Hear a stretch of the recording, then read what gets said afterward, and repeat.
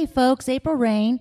I want to show you at least the highlights of today's congressional hearing.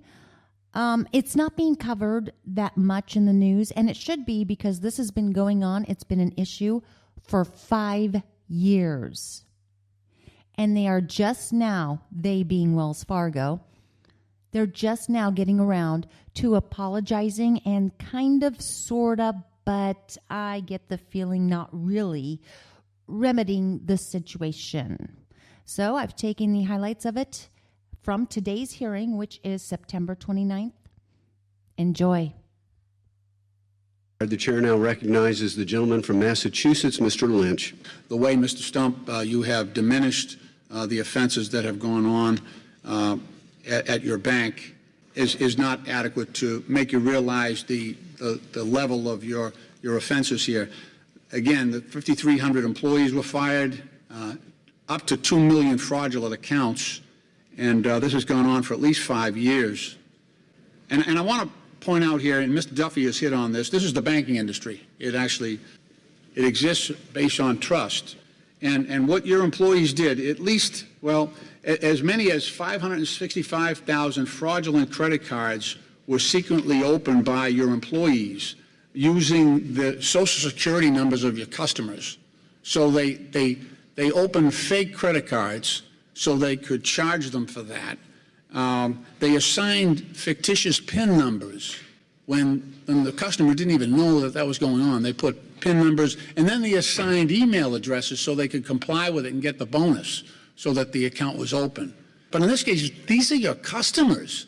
These are the people that they became victims because they did business with your bank. That is unbelievable. Under the Racketeer Influence and Corruption Act, you've satisfied that. You've satisfied all the elements of that. Two of the predicate offenses under RICO. Number one is fraud, and there's no question about that. Mail fraud, securities fraud. You've done it all. You've covered basically every aspect of fraud in your bank over the last 5 years.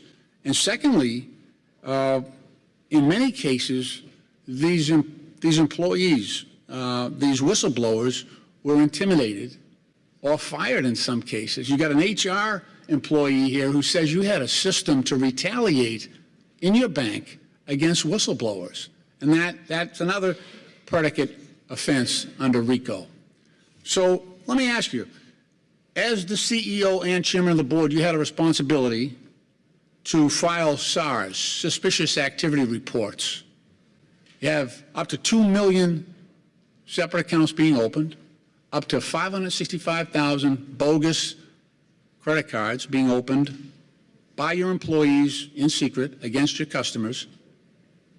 And yet, when we ask FinCEN, we ask the Treasury Department for the suspicious activity reports that you filed, they don't match up. You're not in compliance.